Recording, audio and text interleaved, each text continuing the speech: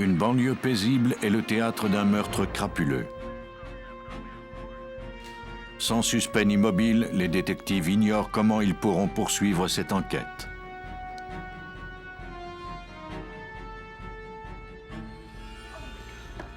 Les policiers sont convaincus que la chute qui a causé la mort d'une femme n'était pas accidentelle. Ils ignorent cependant comment en faire la preuve.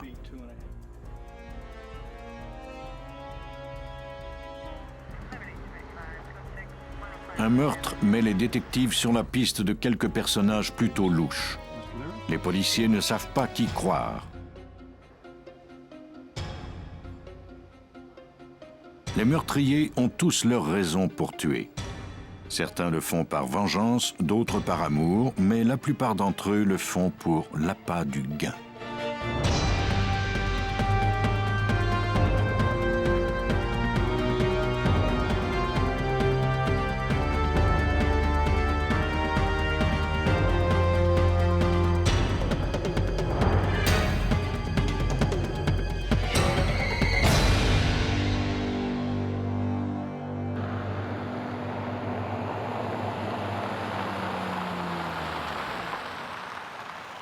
Dans cette affaire, le nom de la victime et de sa famille ont été changés. Le 16 décembre 1994, à Oklahoma City, Len Gruber revenait chez lui pour prendre son repas de midi avec sa femme Carla. Noël arrivait à grands pas et la liste des choses à faire était encore longue.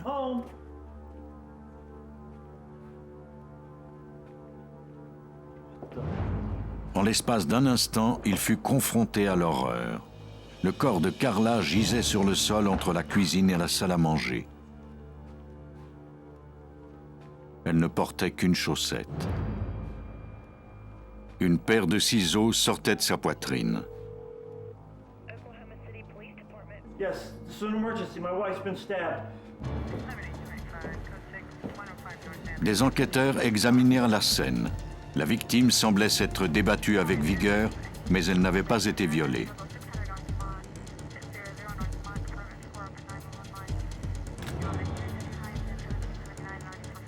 La lutte semblait avoir eu lieu principalement dans la cuisine.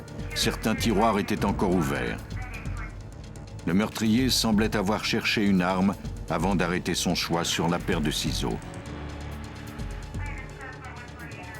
Les policiers remarquèrent une marque de couteau sur le comptoir de la cuisine.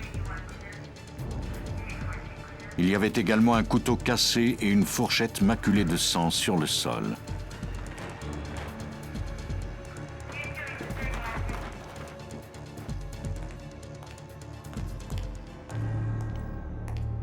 Le détective Bob Bimo de la police d'Oklahoma City ne savait que penser de toute cette violence, mais il savait cependant comment débuter son enquête. Both my partner and I realized that we had a heck of a situation. Mon collègue et moi-même étions conscients qu'il s'agissait sans doute d'un meurtre fortuit, bien que nous ayons d'abord soupçonné le mari.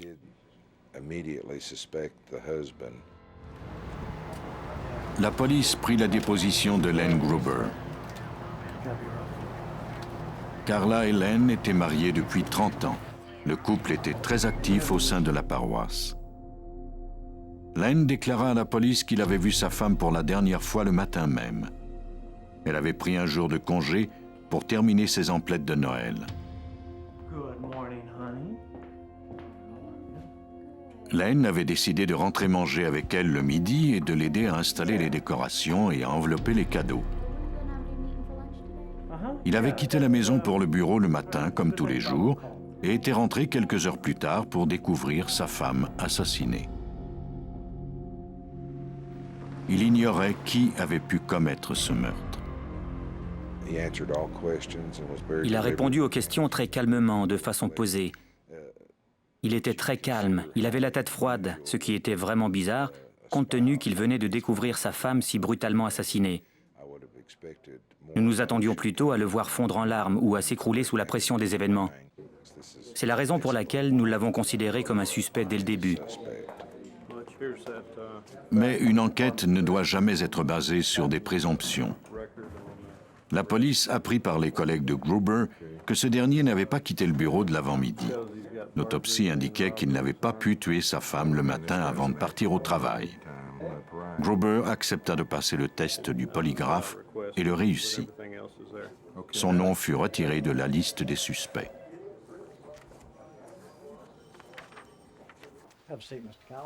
Il n'y avait pas de trace d'entrée par effraction. Il était donc possible que la victime connaisse son assaillant. Les policiers interrogèrent à nouveau Gruber dans l'espoir qu'il leur donnerait un indice et les mettrait sur la piste d'un nouveau suspect.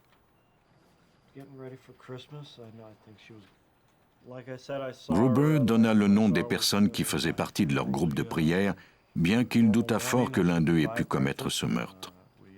Il n'avait aucune autre idée. Carla Gruber était une femme qui entretenait sa maison avec soin. Il n'y avait donc pas beaucoup d'empreintes digitales.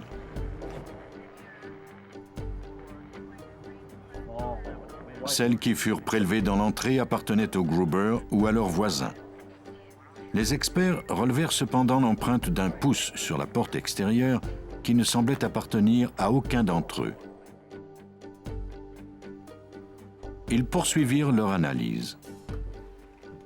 Dans l'entrée entre la chambre à coucher et la cuisine, ils remarquèrent des taches de sang sur le tapis. Ils aspergèrent le sol d'un produit spécial appelé luminol, qui entre en réaction avec le sang et le rend fluorescent sous un éclairage spécial. L'attaque semblait avoir débuté près de la porte de la chambre à coucher et s'était poursuivie le long du couloir. Les policiers remarquèrent alors l'empreinte d'une semelle de botte. Ils ignoraient s'ils pourraient en tirer quelque chose. Le motif ressemblait en tout point à celui qui se trouve sous les semelles de bottes de la police. Peut-être la scène avait-elle été contaminée pendant l'enquête. Le détective Bimo devait s'en assurer avant d'éliminer cet indice important. J'ai demandé à tous les policiers qui s'étaient trouvés sur la scène de me montrer leurs semelles afin que je puisse les photographier et les comparer à l'empreinte. Mais aucune d'entre elles ne correspondait. Cette empreinte appartenait donc à l'assaillant. Les experts recueillirent également les ustensiles, ainsi que des échantillons de sang un peu partout à travers la maison. Selon la biochimiste Helen Taylor, il était encore impossible de savoir quels indices allaient se révéler utiles.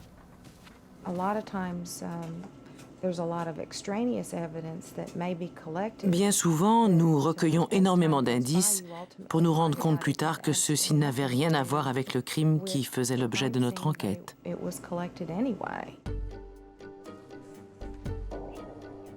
Les experts recueillirent une grande quantité d'indices. Il faudrait plusieurs jours avant de les classer et de les analyser. Celui qui était le plus prometteur était une goutte de sang qui ne semblait pas provenir de la victime. Elle avait été recueillie dans un coin de la cuisine, à une bonne distance de l'endroit où la victime, Carla Gruber, avait été retrouvée.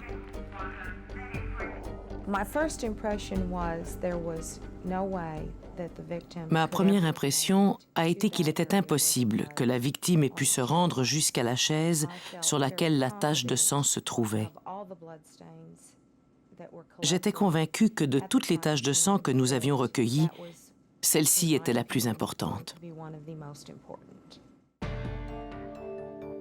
La première étape consistait à comparer le sang à celui de la victime. Les spécialistes procédèrent à une méthode d'analyse appelée électrophorèse pour séparer et identifier les enzymes des deux échantillons.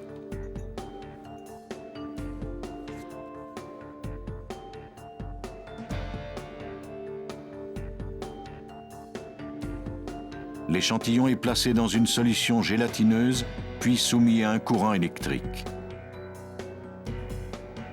Chaque enzyme a sa propre mobilité et laisse une trace unique. Si deux échantillons sanguins produisent les mêmes résultats, il y a de grandes chances qu'ils proviennent de la même personne. Dans ce cas-ci, les résultats différaient.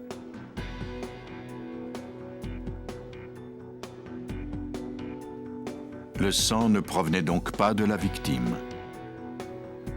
On procéda ensuite à l'analyse d'échantillons sanguins d'amis du couple, de parents et voisins. Il n'y avait aucun lien entre eux et la goutte de sang sur la chaise. Celui qui avait laissé cette tache était donc celui qui avait vraisemblablement tué la victime. Malheureusement, la police ne disposait pas encore de suspect.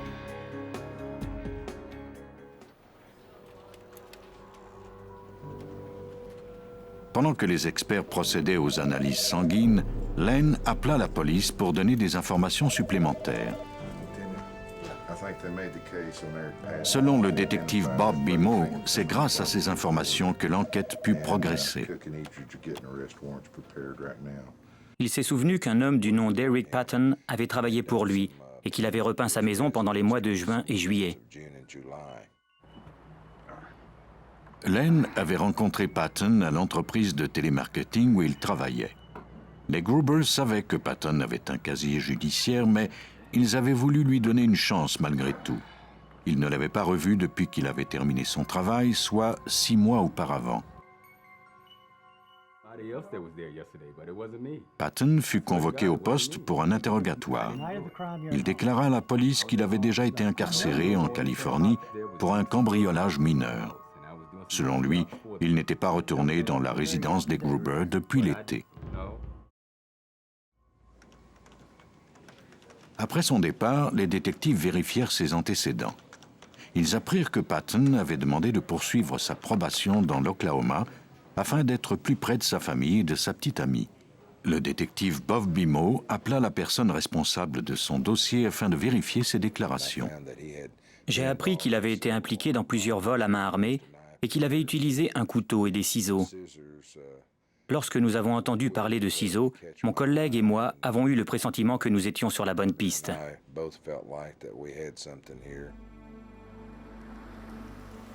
Carla Gruber fut enterrée le 22 décembre, soit 6 jours après son meurtre.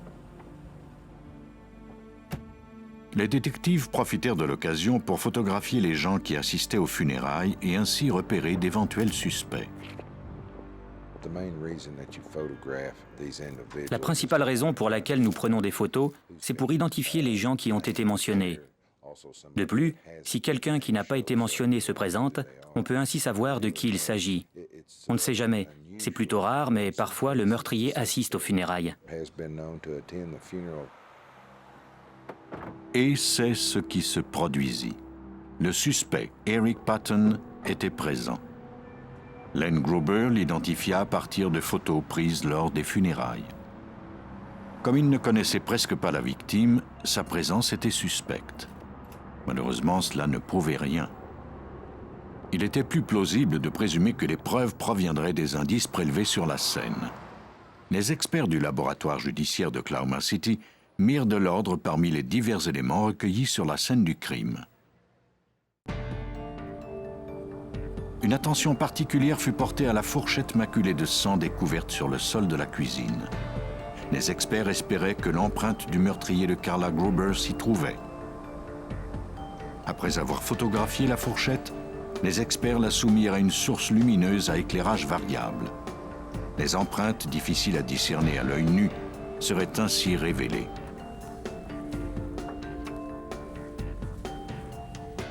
Malheureusement, l'opération se révéla infructueuse. Mais cela ne signifiait pas qu'il n'y avait pas d'empreinte. L'étape suivante consistait à la tremper dans un produit spécial qui entre en réaction avec les protéines du sang et qui leur donne une couleur brunâtre. L'analyste constata qu'il y avait bien une empreinte et qu'elle avait été laissée par la personne même qui avait laissé l'empreinte sur la porte d'entrée. Cette personne était Eric Patton.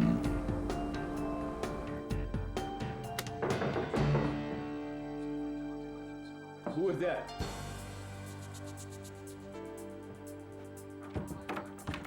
You Eric Patton? Yes, sir. I have a warrant for your arrest. Right here. One for my arrest for what? La police procéda à son arrestation. We're gonna take you downtown. On constata par la suite que les semelles de bottes réquisitionnées chez lui correspondaient également à l'empreinte photographiée sur la scène du crime. 2 semaines plus tard, des analyses d'ADN confirmèrent que le sang recueilli sur la chaise de cuisine de la victime était bien celui de Eric Patton. Il n'en fallait pas plus.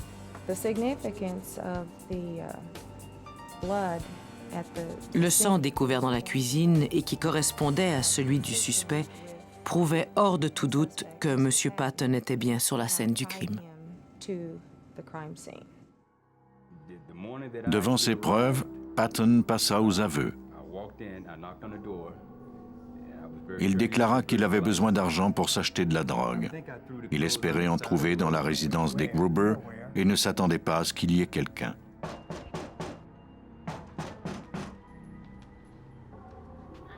Lorsqu'il avait vu Carla, il avait modifié son plan. Elle l'avait invité à entrer. Il lui avait demandé de lui prêter de l'argent et elle était partie en chercher dans sa chambre à coucher.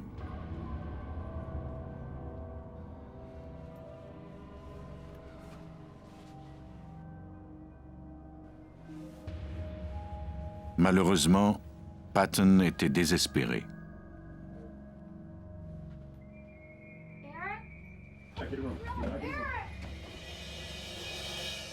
La violence de son meurtre lui valut la peine de mort.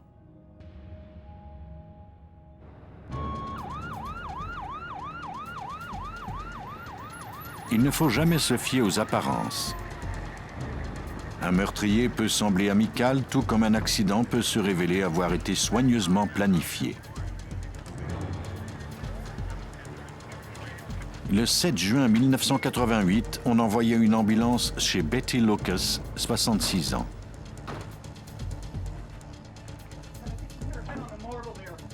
Son fils, Steven, déclara qu'elle avait déboulé l'escalier alors qu'il était en visite chez elle. Elle avait subi d'importantes blessures à la tête et était dans un état critique. Les ambulanciers lui administrèrent les premiers soins avant de la conduire à l'hôpital. Malheureusement, l'état de Betty continua à se détériorer. Le lendemain, son fils, Steven, fut contraint à autoriser qu'elle ne soit pas maintenue en vie artificiellement. Quelques heures plus tard, elle était morte.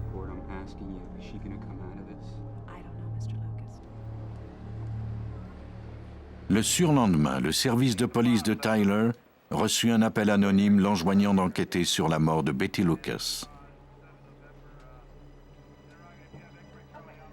Selon l'interlocuteur, il s'agissait d'un meurtre dont l'auteur était Steven Lucas. L'information fut transmise au détective Danny Alexander. Ce dernier examina plus attentivement le dossier de Betty Lucas. Il savait que la victime était une femme respectée et aimée.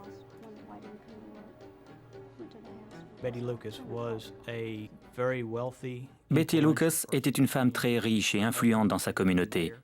Son mari avait déjà été maire de la ville de Tyler. Il possédait également une prospère entreprise immobilière avant sa mort. À première vue, les allégations selon lesquelles le fils de Betty avait tué sa mère paraissaient grotesques. Mais les policiers n'avaient pas d'autre alternative que de suivre cette piste. Celle-ci débutait à l'hôpital. Le médecin traitant déclara à la police que Betty Lucas était décédée des suites de dommages au cerveau. Il n'y avait pas d'autres blessures ailleurs qu'à la tête, ce qui semblait bizarre compte tenu qu'elle était censée avoir fait une chute dans l'escalier. Était-il possible que l'informateur ait dit la vérité? Malheureusement, les enquêteurs avaient déjà perdu beaucoup de temps. La loi du Texas exige que les autorités soient avisées de toute mort qui n'est pas de cause naturelle, au plus tard dans les 24 heures suivant l'admission de la victime à l'hôpital. La mort de Betty Lucas aurait dû être déclarée, mais son médecin traitant n'était pas au courant de cette loi et il avait remis le corps à la famille pour qu'il soit inhumé. Nous tirions de l'arrière à ce moment-là. Il était possible que certains indices aient été détruits ou perdus. Nous ne pouvions rien faire. D'autant plus que son enterrement avait été prévu seulement quelques heures après que nous ayons été avisés de la situation. Lorsque la police commença l'enquête, le corps de la victime avait donc déjà été remis à la famille. Le médecin déclara à la police que Stephen Lucas avait eu un comportement étrange pendant le séjour de sa mère à l'hôpital. Il avait refusé de donner des détails à propos de l'accident et avait exigé qu'elle soit enterrée le plus rapidement possible après son décès. Stephen n'avait pas avisé les membres de la famille en Caroline du Sud de son hospitalisation, ni de son décès, pas plus que de son enterrement.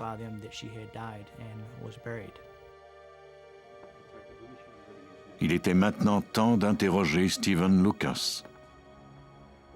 Les détectives le rencontrèrent, lui et sa fille Stéphanie, chez la victime, afin de recueillir leur déposition.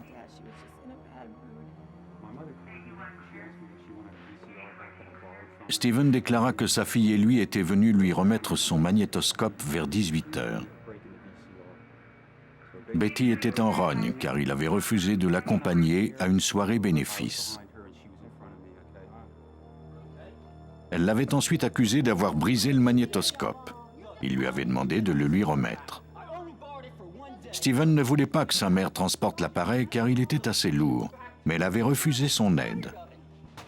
Après quelques minutes à tirer sur l'appareil, Betty l'avait levé à bout de bras, puis elle était tombée par-dessus la rampe et avait roulé jusqu'en bas de l'escalier.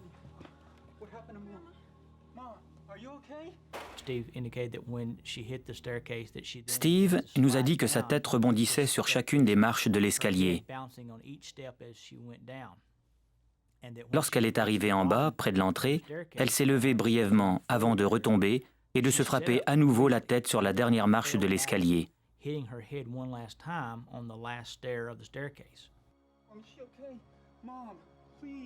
Stephen déclara avoir alors dévalé l'escalier et déplacé la tête de sa mère pour la déposer sur le sol de marbre.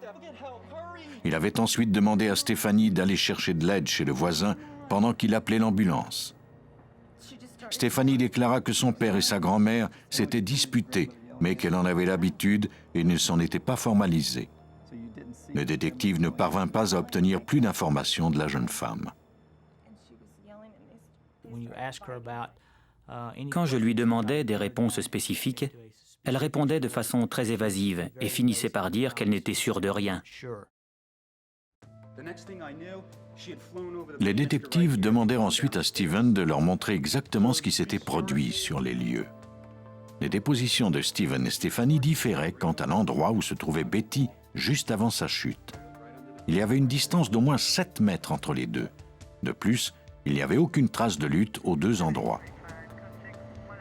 Il y avait un autre détail intriguant. Un voisin avait déclaré à la police que Stephen Lucas et sa fille Stéphanie n'étaient pas partis pour l'hôpital immédiatement après le départ de l'ambulance. Ils avaient décidé de nettoyer le sol de l'entrée avant de partir. Non seulement ce comportement n'était-il pas celui d'une personne qui est inquiète pour un membre de sa famille, mais il avait eu pour résultat d'éliminer des indices très précieux. Après avoir interrogé les témoins et examiné la scène, la police ne savait pas encore exactement comment la victime était tombée. Il n'y avait aucun moyen de prouver que Lucas mentait.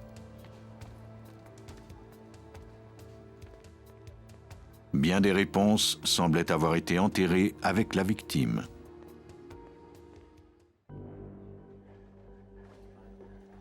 Plus le temps passait et plus on risquait de perdre les informations que recelait le corps de Betty Lucas.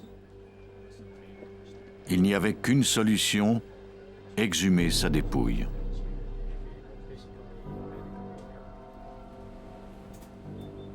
Les détectives espéraient qu'une autopsie permettrait de lever les contradictions qu'il y avait entre la déposition de Lucas et les soupçons dont il faisait l'objet. Une semaine après le décès de sa mère, la police obtint un mandat de la cour l'autorisant à exhumer le corps de Betty Lucas. On procéda d'abord à un examen détaillé. Lorsqu'un individu fait une telle chute, on retrouve habituellement de grosses contusions, des éraflures et des os cassés, particulièrement si le sujet est une femme dans la soixantaine. Dans ce cas-ci, cependant, les radiographies révélèrent que la victime n'avait subi aucune fracture ni dislocation. Pour le pathologiste Virgile Gonzalez, Betty Lucas n'avait pas fait de chute.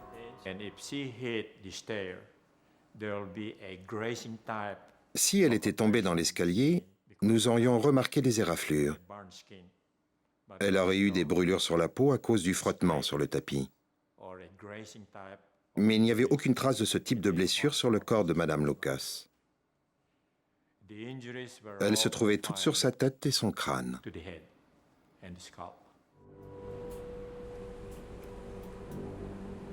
Gonzalez découvrit une contradiction importante dans la déposition de Stephen Lucas lorsqu'il rasa le crâne de la victime. Il remarqua 7 lacérations très nettes sur le dessus de sa tête. Si elle s'était blessée en déboulant l'escalier, elle n'aurait eu que des blessures à la nuque. Gonzalez ne pouvait en tirer qu'une seule conclusion. Betty Lucas n'était pas morte accidentellement. C'était un homicide. La police n'avait pas retrouvé d'armes, mais était convaincue que les blessures de Betty Lucas n'avaient pas été causées par sa chute. Après l'autopsie, des agents interrogèrent Stéphanie pour une seconde fois. Ils constatèrent tout de suite qu'elle n'avait pas vu la chute fatale et qu'elle ne pouvait pas avoir été impliquée.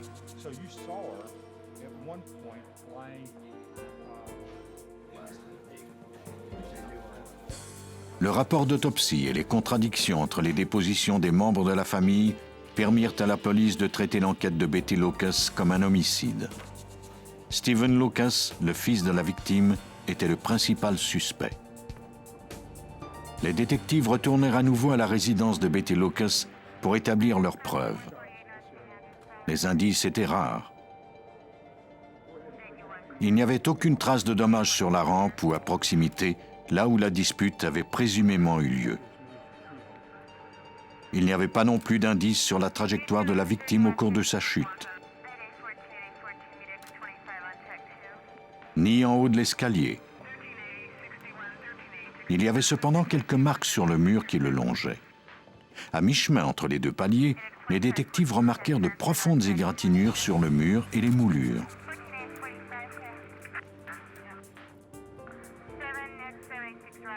Une toile avait été déplacée comme si quelqu'un s'y était agrippé pour ne pas perdre l'équilibre.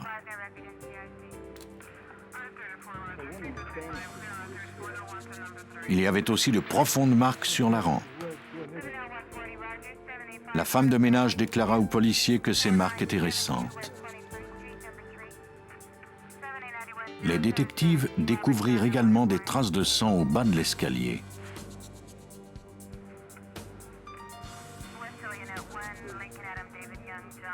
Quelques taches semblaient avoir échappé à Stephen et à Stéphanie.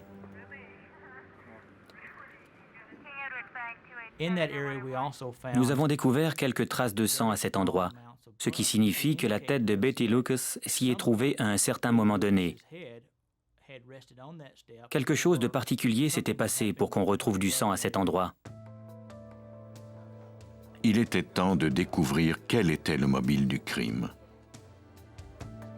Les policiers apprirent que la relation entre Stephen et Betty était très tendue depuis qu'il avait refusé de lui rembourser un prêt de 350 000 $. Les choses s'étaient envenimées lorsqu'il lui avait demandé de lui prêter 50 000 $ de plus et qu'elle avait refusé. La mort de Betty effaçait en quelque sorte la dette de Stephen. De plus, il était son principal héritier. Elle contrôlait l'argent de la famille et il était aux prises avec des difficultés financières. Ils avaient eu plusieurs disputes, dont une juste avant sa mort, à propos du fait qu'il voulait lui emprunter une nouvelle somme d'argent. Le 10 novembre 1988, fort d'un mobile et d'indices qui contredisaient la déposition de Stephen, la police put procéder à son arrestation. Le procès de Lucas eut lieu au mois de mai. Après 6 semaines et 22 heures de délibération, le procès fut suspendu.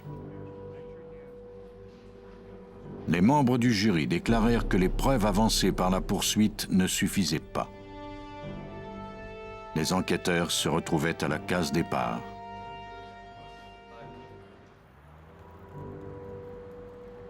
Le premier procès de Stephen Lucas avait été suspendu. Le poids de la preuve n'avait pas fait pencher la balance de la justice d'un côté comme de l'autre. Pour faire accuser Stephen Lucas du meurtre de sa mère, une seule option se présentait: consolider l'enquête et procéder à des analyses judiciaires plus poussées. L'État du Texas fit appel à l'expert en reconstitution d'accidents Alan Weckerling pour examiner les preuves. Betty était morte depuis quelques années. Sa résidence avait été vendue et l'escalier réparé. Mais la police avait conservé quelques éléments recueillis sur la scène présumée du crime.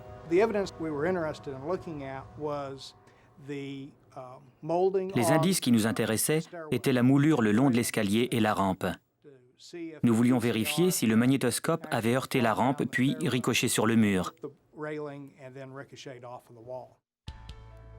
Weckerling commença par vérifier les déclarations de Steven qui prétendait que la chute de sa mère avait commencé en haut de l'escalier.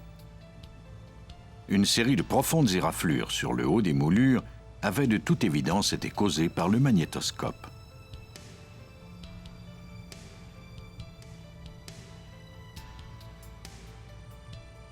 La moulure et le magnétoscope furent examinés au microscope. Des marques de peinture sur l'appareil correspondaient à certaines marques sur la moulure, ce qui démontrait que les dommages avaient bien été causés par l'appareil. Mais Weckerling fit bientôt une découverte déterminante. J'ai examiné le bois au microscope. Il y a un principe scientifique très simple qui s'appelle la loi de la gravité et qui a pour effet que la peinture dégouline vers le bas, surtout quand on l'applique avec un rouleau. Grâce aux gouttes de peinture, Weckerling avait découvert que la moulure n'avait pas été analysée dans le bon sens depuis le début. Les marques provenaient du dessous de la moulure et n'avaient pas pu être créées par la chute d'un magnétoscope. Elles avaient donc été faites intentionnellement, d'un coup qui allait vers le haut. Cette découverte minait sérieusement les déclarations de Steven.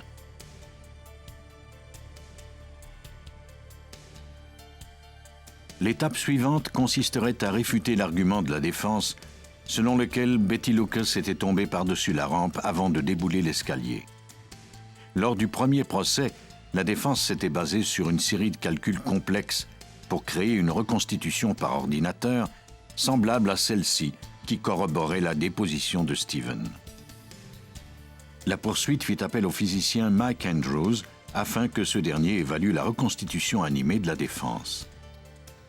La conclusion d'Andrews, la trajectoire de la victime était tout simplement impossible.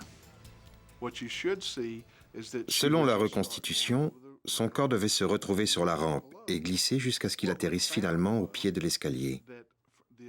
Ce que nous avons découvert, c'est qu'au début, son corps est arrivé de plein fouet contre la rampe. Il ne s'est pas affaissé. Puis il est revenu en arrière et après un deuxième mouvement de va-et-vient, il est tombé au pied de l'escalier. Andrews mesura méticuleusement la maison et se servit de ses calculs pour réfuter le scénario de la défense. Betty Lucas n'avait pas pu tomber du haut de la cage d'escalier, comme son fils Steven l'avait déclaré. La police était convaincue qu'il y avait plutôt eu une lutte entre Betty Lucas et son fils au beau milieu de l'escalier. Cela expliquait les dommages causés à la moulure à cet endroit.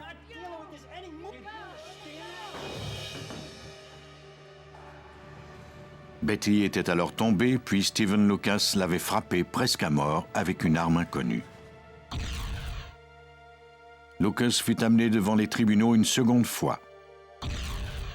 Cette fois-ci, la poursuite était en mesure de prouver que la chute de Betty Lucas n'était pas accidentelle. Le travail acharné des détectives et des experts judiciaires avait enfin permis de faire inculper un homme qui croyait peut-être avoir commis le meurtre parfait. Il n'y avait pas de témoins, seul le suspect et la victime. Si nous n'avions pas fait appel aux diverses techniques de la criminalistique, Lucas aurait sans doute échappé à la condamnation. C'est à l'hôpital que s'était terminé le scénario mis au point par Lucas quand il avait donné son autorisation pour débrancher sa mère du respirateur artificiel. Il fut trouvé coupable de meurtre au premier degré et condamné à 35 ans de prison. Il avait tenté de maquiller un meurtre en accident. D'autres criminels ne dépensent pas autant d'énergie pour arriver à leur fin. Dans cette affaire, les noms des victimes et de leurs familles ont été changés. À l'aube du 19 février 1988, une automobiliste de Lincoln, au Nebraska, tomba par hasard sur ce qu'elle croyait être la scène d'un accident de voiture. À l'intérieur se trouvait une femme morte, victime d'une blessure à la tête.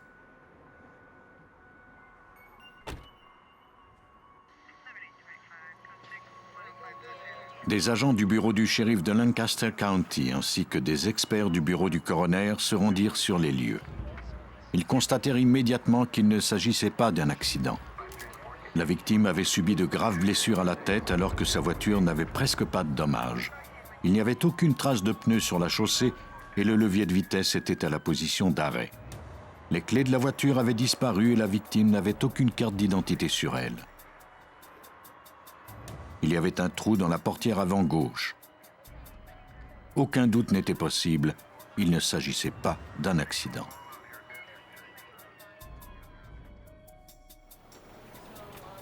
Le sergent Larry Russell était chargé de cette enquête.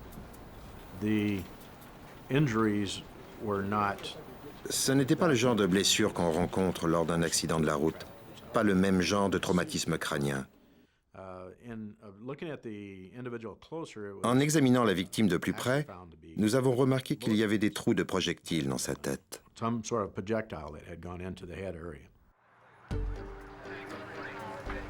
Le secteur fut fouillé, mais on ne retrouva aucune arme ni indice.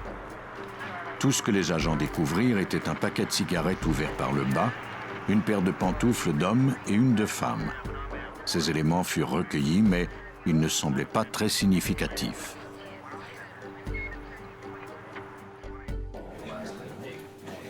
La voiture était enregistrée au nom de Jane Leary, 25 ans.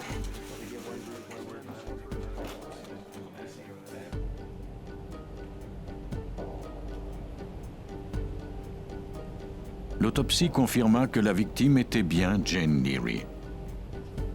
Elle avait un casier judiciaire dans un autre État américain et ses empreintes digitales étaient archivées.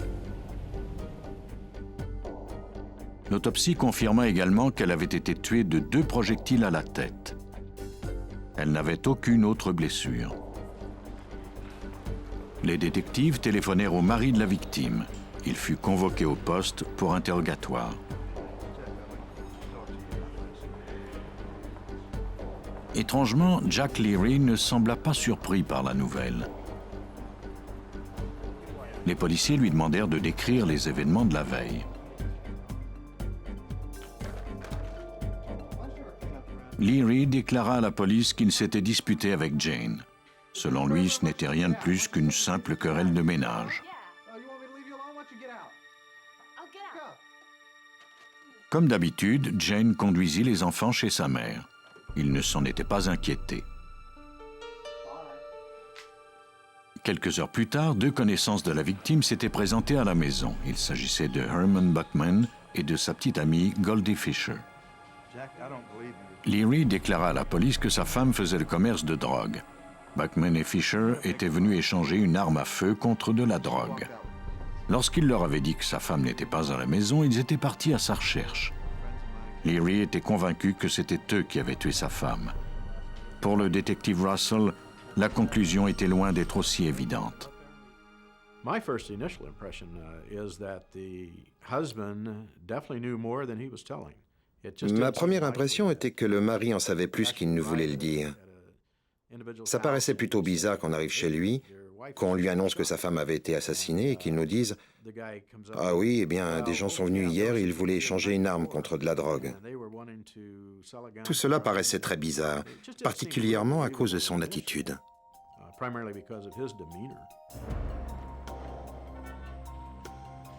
Pendant la déposition de Jack Leary, la voiture de son épouse fut méticuleusement fouillée. Malheureusement, seuls quelques mégots de cigarettes furent recueillis.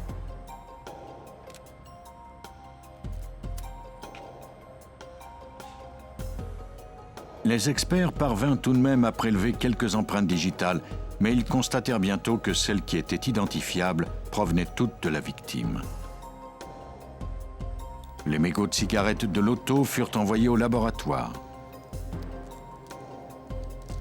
On y procéda à l'analyse des immunoglobulines sur les restes de salive qu'il y avait sur les boues-filtres.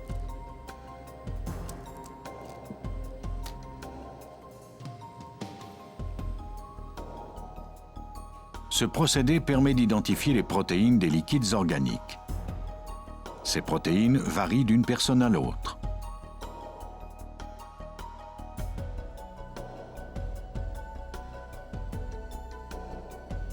Selon la sérologiste Rena Roy, qui travaillait à l'époque pour le compte du laboratoire de la patrouille d'État du Nebraska, les résultats indiquaient que la personne qui avait fumé ces cigarettes était vraisemblablement de race noire.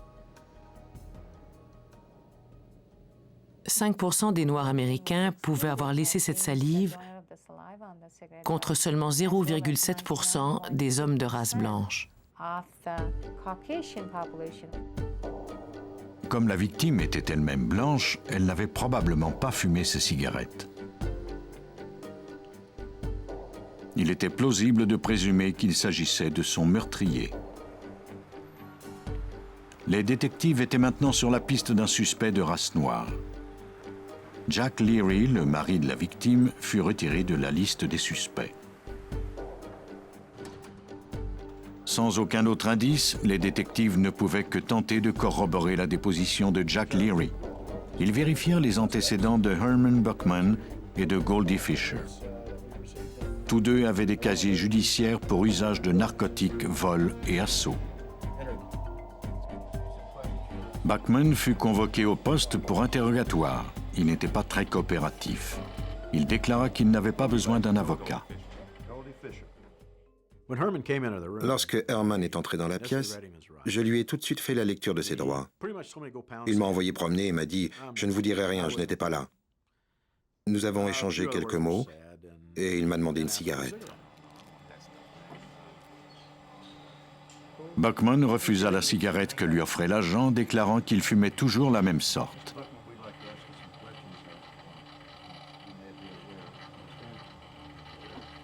On envoya quelqu'un lui en acheter. Il ouvrit le paquet par le bas. Il en avait pris l'habitude en prison. Ainsi, les boues-filtres restaient propres. C'était comme si une lumière s'était allumée dans ma tête. J'avais déjà vu un paquet de cigarettes comme ça quelque part. Et je me suis rappelé que nous avions découvert un paquet ouvert de la même façon sur la scène du crime.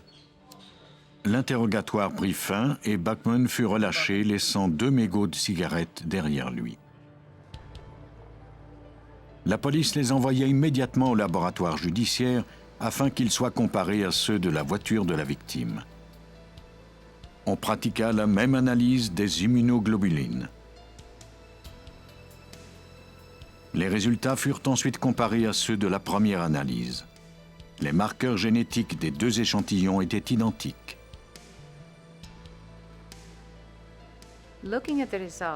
Nous avons conclu que la salive de M. Buckman pouvait être la même que celle qui se trouvait sur les mégots de la scène du crime. Les caractéristiques de la salive sont communes à 5% de la population noire américaine. La marge d'erreur était malheureusement trop grande. De plus, cette cigarette ne faisait que démontrer qu'une personne de race noire s'était trouvée dans la voiture de la victime. Elle ne prouvait pas qu'elle l'avait tuée. Ces mégots se trouvaient peut-être dans la voiture depuis plusieurs semaines. Les détectives essayèrent de trouver une faille dans la déposition de Buckman.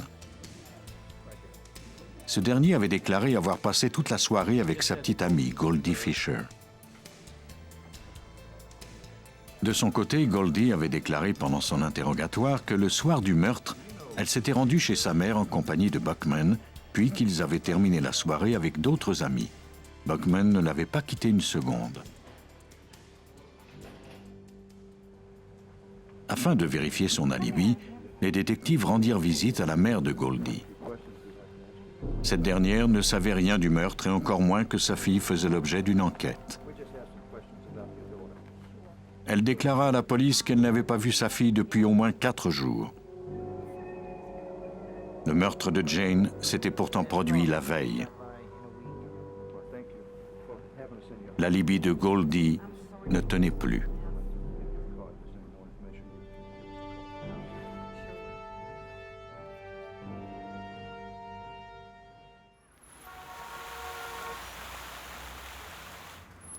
À Lincoln, au Nebraska, l'enquête au sujet du meurtre de Jane Leary conduisit bientôt les détectives à un bar que les suspects Herman Buckman et Goldie Fisher avaient l'habitude de fréquenter.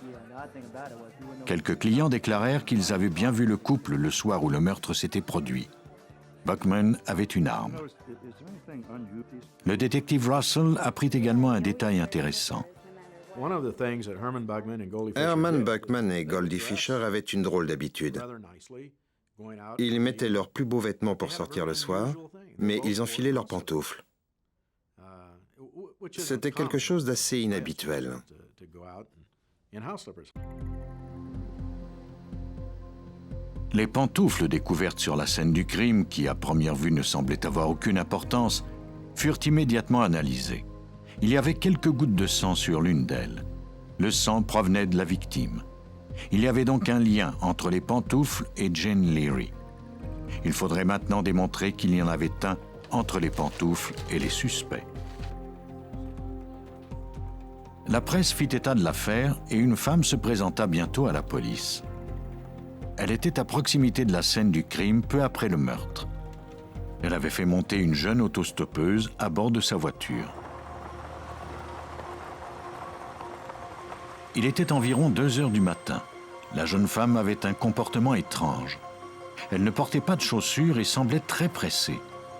La conductrice la déposa dans un quartier avoisinant, le même quartier que celui où Goldie Fisher vivait.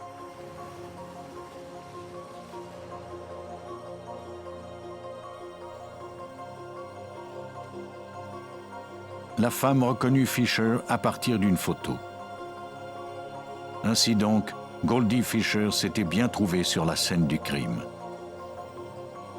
Cela expliquait également pourquoi ses pantoufles se trouvaient dans la voiture de la victime. Les enquêteurs disposaient d'assez d'indices pour procéder à l'arrestation de Fisher et de Buckman pour meurtre. Une fois les suspects en détention provisoire, il ne restait plus qu'à compléter les analyses pour prouver hors de tout doute qu'ils s'étaient bien trouvés sur la scène du crime.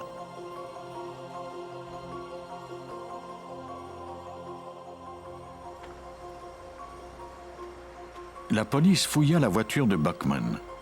Dans le coffre arrière, il y avait des lunettes de ski, une barre d'acier et d'autres outils pouvant servir à un cambriolage, mais aucune trace de l'arme du crime. Les détectives obtinrent un mandat de perquisition. Grâce à la description du mari de la victime, ils réquisitionnèrent les vêtements que le couple portait la nuit du meurtre. Il y avait des traces de sang sur la doublure de la veste de Buckman et sur son chandail. Il s'agissait du sang de la victime. Une fois tous ces éléments mis en place, les enquêteurs furent enfin en mesure de reconstituer les événements qui avaient provoqué la mort de Jane Leary. Buckman et Fisher connaissaient l'endroit où Jane avait l'habitude de revendre sa drogue. Ils étaient allés la voir, espérant en obtenir en échange d'une arme à feu. Jane Leary avait sans doute refusé et il l'avait tuée avant de prendre la fuite avec son argent et la drogue qu'elle vendait.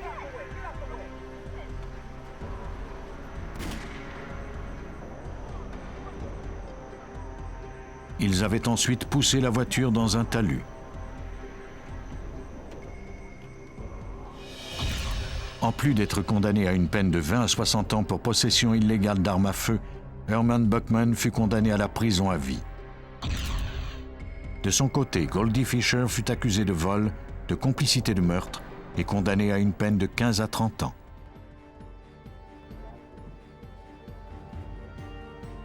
Résoudre un homicide demande beaucoup de détermination et de courage. Grâce aux liens étroits que tissent les experts judiciaires, les scientifiques et les détectives, les meurtriers payent pour leurs crimes et justice est enfin rendue.